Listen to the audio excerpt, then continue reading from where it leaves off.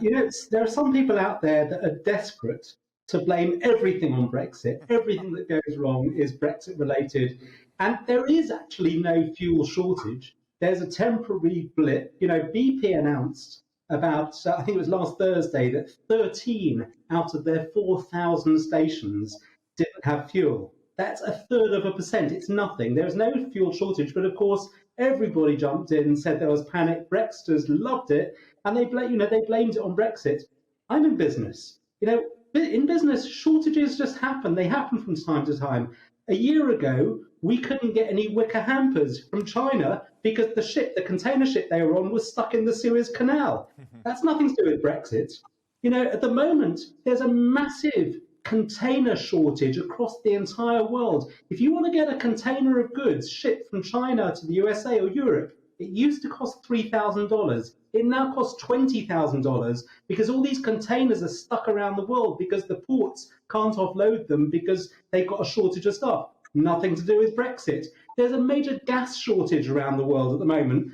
In the UK, because the wind didn't blow for the last few months.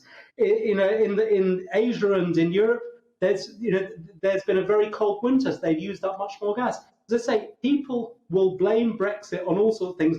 I could blame the shortage of polite words in Angela Rayner's vocabulary on Brexit. But I'm not going to. She was just rude. You can blame anything if you want to on Brexit. Oh, I love it. Paul Connew. So look, Lance Foreman, he's a businessman. He says this has nothing to do with Brexit. And if you looked at the figures that I put up on screen during my digest tonight, you'll see that there's a major shortage of HGV drivers all across mainland Europe, with countries like Germany and Italy also severely affected. So why do you blame this on Brexit? I don't blame it entirely on Brexit. Brexit is a major factor, as many businessmen are saying, and people in the road haulage industry. And of course, the pandemic is a major factor too. It's a complex situation, but it's not going to go away in a hurry. Yes, of course, there is not a shortage of fuel in this country, but there is a shortage of fuel at the petrol stations. So how do you define what is a fuel shortage, if you like, to people trying to get their kids to school or get to work? In fact, if they can't find any petrol stations open with working petrol pumps, it's a crisis for them. But Brexit is without doubt a substantial factor in all of this. And although there are shortages of HGV drivers all over Europe, but you don't see huge queues and people shouting at each other around in Germany or France or Italy. We have planned this very badly. The road haulage industry has been arguing the media, for months, Paul, years. as your mates in the Liberal media, Paul, whipped this up into a frenzy, knowing full well that it would spark panic buying. I don't think the Daily Mail, for example, the Daily Telegraph have been featuring this, are in fact part of the Liberal media. And I think it's very easy for the government to try to actually blame everyone but themselves. It's the public's fault. It's the press's fault. It's the road haulage industry's fault. They're playing the blame game, but not. No. And Paul, I agree with you that the government should have been better prepared. But my issue is that you can't blame this on Brexit. But Peter Edwards, you're going to tell me I'm wrong, I believe. Well, Dan, if you'll excuse a pardon, I think you are a bit pumped up over this. There are several drivers for why this is a complete mess. Brexit is a part of it, the pandemic is part of it, but most of all, it's the government. And if you're a motorist tonight stuck in a long queue at a petrol station, or you can't get home, or you can't fill up your tank, I suspect, first of all, you're going to blame the government because someone has to be in charge. Fine. And at the moment, blame the them. government is missing. But Peter Edwards, you saw that sign earlier from I can't remember where it was, actually. I think it was somewhere in mid-Sussex. If you voted for Brexit, please go to the back of the queue. I mean, this is what people are doing. They're blaming Brexit. And I think you are partly blaming Brexit. And I think that's wrong. This isn't about Brexit. Fine, blame the government for a lack of preparation. But this is something that's hitting lots of other countries all over the world.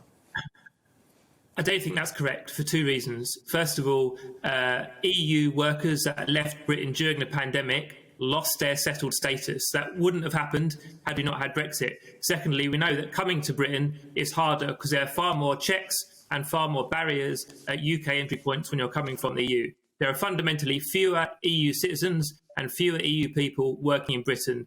That is why we are where we are today, along with the pandemic. But Peter, do you accept that Britain is about, and I know it's a round and about figure, but about 60,000 HGV drivers short at the moment? Do you accept that?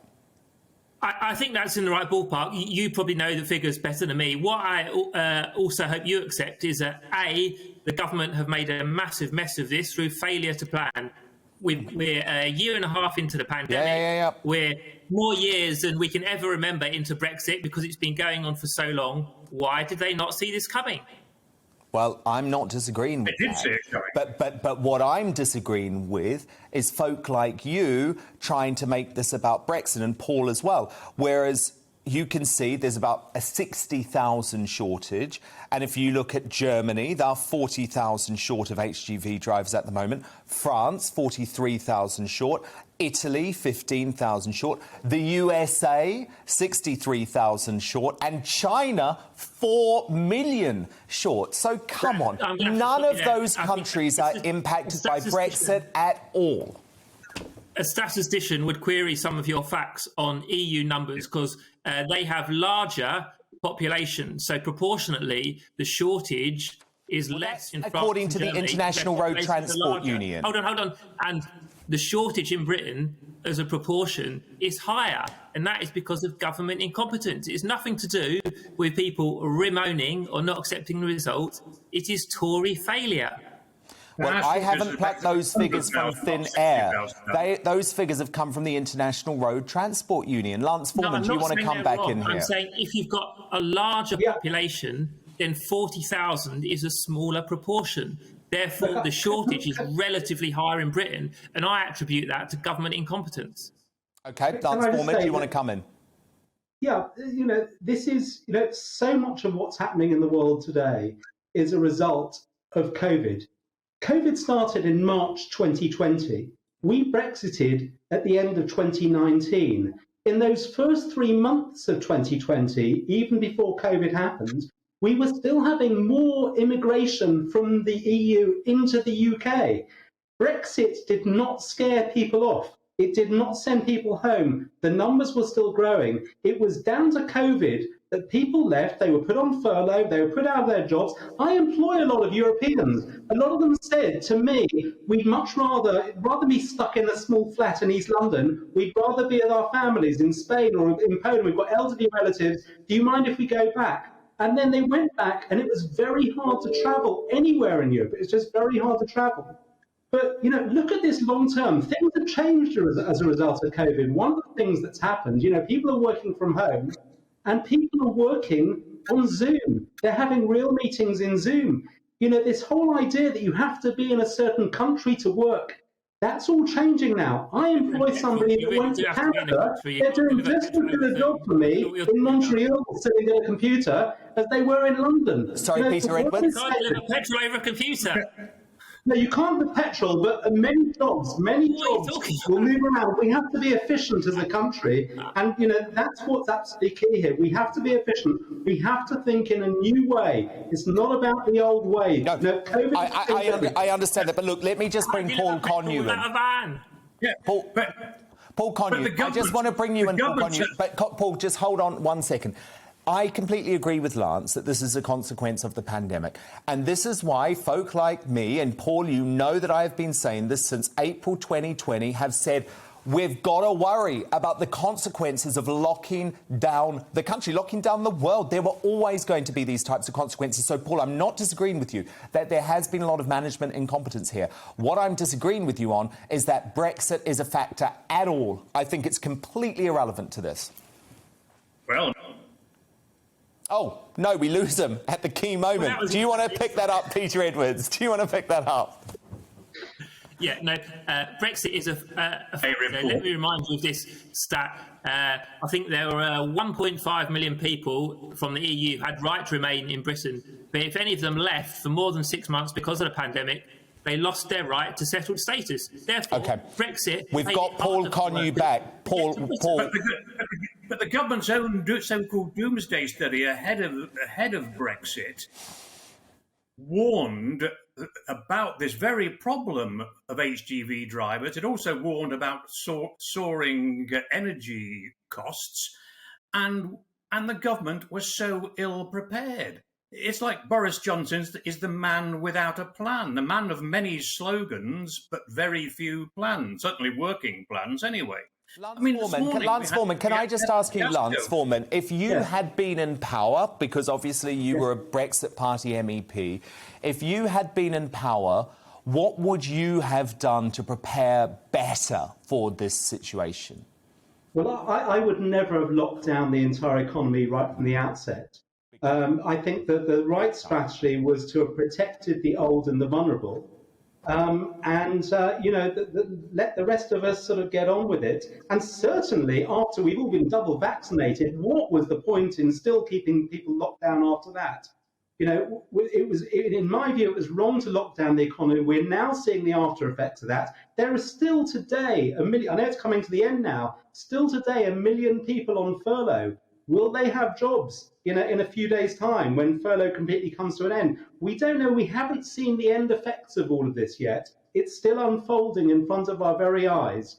Brexit's happened. It's done and dusted. We have to move forward. But I think that COVID has had such an effect on... Amen to that. Well, Lance, I completely agree with you, but I think we should tweak that answer just one bit. It's not COVID, is it? It's COVID-inspired lockdowns, which were not thought through, which people had no idea of the catastrophe it was going to cause for our economy for years and potentially decades to come. And now we're starting to feel it. But thank you so much for having that debate today. COVID has become this government's flak jacket.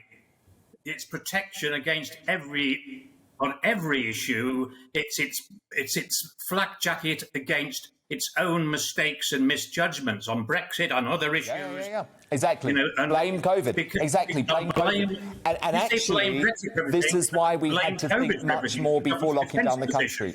No, I agree. And look, I appreciate the debate. That is Paul Connew, the former editor of the Sunday Mirror, the former Brexit Party MEP, Lance Foreman, and the media commentator and former editor of Labour List, Peter Edwards. Thank you all. Welcome to the GB News YouTube channel. You can watch us live 24 hours a day, catch up on your favourite shows, and join in the conversation in the comments below. Don't forget to subscribe and you'll never miss any of our exclusive content.